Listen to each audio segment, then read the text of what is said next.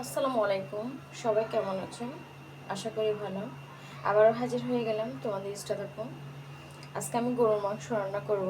তার জন্য একটা কড়াই বসিয়ে দিছি। চুলা অন করে দিলাম। দিয়ে দিলাম পরিমাণ মতো তেল।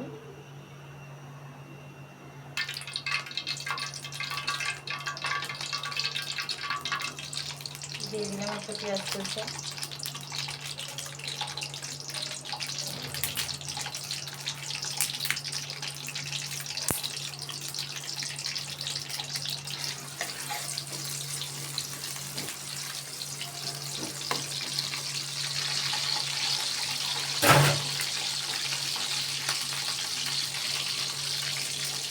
দিয়ে দিলাম পেঁয়াজ বাটা, আদা বাটা এবং রসুন বাটা, কয়েকটা কাঁচামরিচ কুচি করে দিচ্ছি।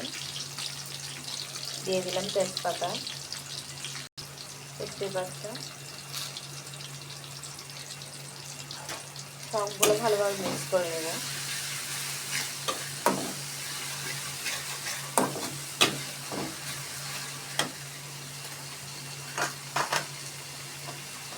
সাথে দিয়ে দিব টমেটো।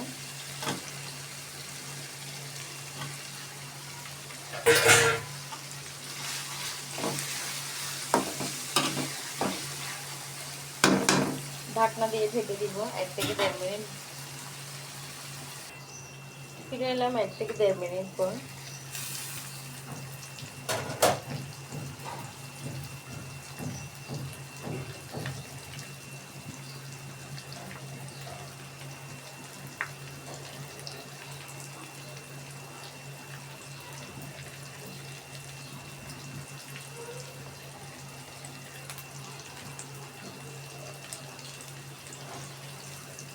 দেখতেই পাচ্ছ আমি ঘরোয়া মশলাই সবগুলো ব্যবহার করছি, শুধু শেষে 1 চা চামচ গরম মশলা অ্যাড করছিলাম।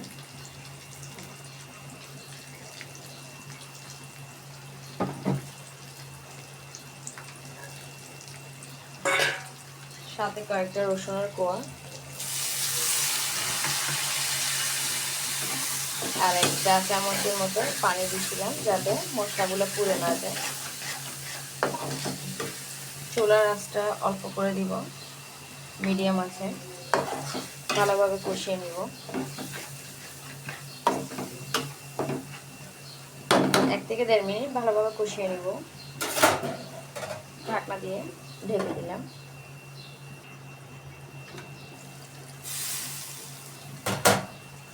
ফিরে এলাম 1 থেকে 1.5 মিনিট পর।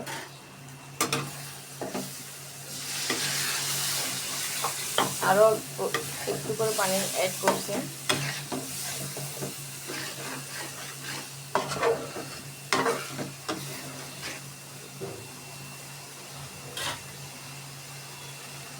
এখন আমি কেটে এবং পরিষ্কার করে রাখা মাংসগুলা দিয়ে দিব।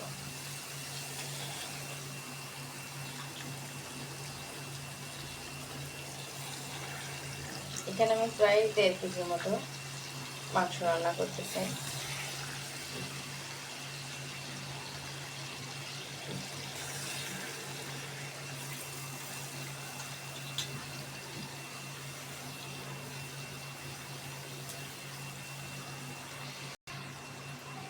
ভালোভাবে মিক্স করে নিতে হবে। মিক্স করা হয়ে গেছে। এখন আমি ঢাকনা দিয়ে অল্প আঁচে রান্না করব, কোনো পানি ব্যবহার করব না, কেননা মাংস থেকে আগে পানি বের হবে। বুঝে শুনে পানি অ্যাড করব। ফিরে আসলাম 4 থেকে 5 মিনিট পর। দেখতেই পাচ্ছ কতগুলো পানি বের হয়ে গেছে। কোনো পানি কিন্তু অ্যাড করা হয়নি এখানে।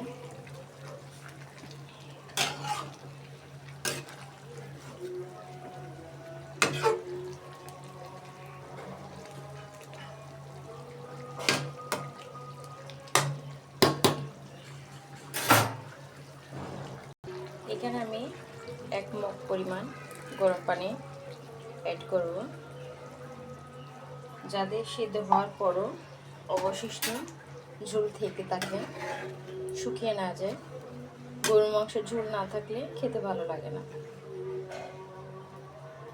এখন আমি এটা অল্প আছে অনেকক্ষণ ধরে রান্না করব, যতক্ষণ না সিদ্ধ না। ফিরে এলাম, দেখতে পাচ্ছ মাংস রান্না কমপ্লিট। আবারও ফিরে আসবো নতুন কোনো রেসিপি নিয়ে। ততক্ষণ সবাই ভালো থাকবেন, সুস্থ থাকবেন। আল্লাহ হাফেজ। আমার চ্যানেলটা সাবস্ক্রাইব করে দিতে ভুলবেন না।